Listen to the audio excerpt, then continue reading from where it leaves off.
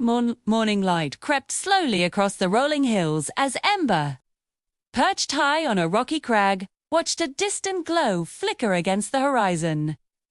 This wasn't the kind of fire he was used to. It didn't rage or consume with wild abandon. It didn't rush across the landscape, leaving a trail of black ash. And it didn't fade away with the morning dew. No, this fire was different. It was patient, persistent, a quiet thread humming with unseen power. Deep within a rocky, winding valley, the flames burned with a steady, stubborn heat.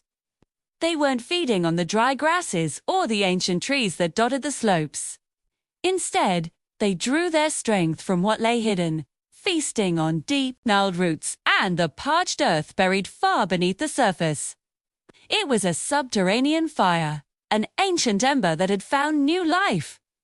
No wind carried its scent. No recent lightning strike or careless spark could be blamed for its existence. This fire had been burning quietly, almost secretly, for days, growing stronger in the darkness. Tilt, his massive head, his sharp, intelligent eyes studying the phenomenon. He could feel the heat radiating from the valley floor, a low, constant pulse that spoke of deep-seated trouble. A younger, more reckless dragon might have swooped down, unleashing a torrent of its own fire, hoping to overwhelm the blaze with sheer force. But Ember was old, and with age came a wisdom that tempered his instincts. He knew that breathing his own fire upon this strange blaze would be like trying to put out a grease fire with water. It would only feed the enemy, giving it more fuel, more strength, and helping it spread even faster through its hidden underground network. This was a problem that brute force couldn't solve. It required a different approach. With a powerful push of his hind legs, he launched himself into the air, his vast wings catching the morning thermals. He circled the valley once, twice, his gaze mapping out the terrain below, noting the fissures in the rock and the patterns of the vegetation. He then began his descent, not with a dramatic dive, but with a careful, controlled spiral. He landed with a soft thud on the valley rim, the ground trembling slightly under his weight. He could feel the heat seeping up through the soles of his feet, a dangerous warmth that promised destruction if left unchecked.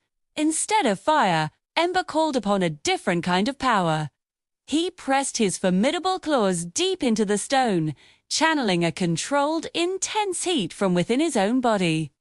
It wasn't the destructive heat of flame, but the creative heat of a forge. The ground around his claws began to glow, the soil and rock melting and then fusing together, hardening into a dense, impenetrable barrier. He moved methodically along the fire's perimeter, creating a solid wall of vitrified earth that cut off the underground blaze from its fuel source. It was slow, painstaking work, a delicate dance of power and precision. He was building a cage for the fire, starving it from below. Once the containment line was complete, Ember moved to the next phase of his plan. He rose just a few feet into the air, hovering over the valley. Then, with powerful, rhythmic sweeps of his massive wings, he began to manipulate the very air itself. He wasn't creating a gale force wind that would whip the flames into a frenzy. Instead, he was drawing the cool, dense morning air down into the valley, forcing it into the cracks and crevices of the earth. The heavy, oxygen-poor air began to settle over the subterranean fire, suffocating it, smothering it slowly, patiently. It was a gentle, relentless pressure. First, the fire resisted. It flickered and flared within its earthen prison, fighting against the inevitable. It pushed back against the suffocating blanket of cool air, a final, desperate struggle for survival. But cut off from its fuel and deprived of oxygen, its strength began to fail. The steady glow weakened, pulsing erratically before dimming to a faint glimmer. Finally, with one last, defiant flicker, it went dark. The deep, resonant hum of the fire fell silent. Wisps of smoke drifted lazily upward, mingling with the morning mist and vanishing into the vast, blue sky. Ember landed once more, standing sentinel in the now quiet valley. The air was cool and clean, carrying only the scent of damp earth and stone. Had faced a hidden danger, a fire that fed on what lies beneath.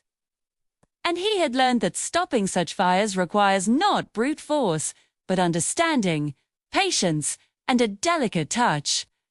With his work done, Ember lifted into the sky once more, a silent guardian leaving the valley calm and safe, its hidden danger gone without a trace.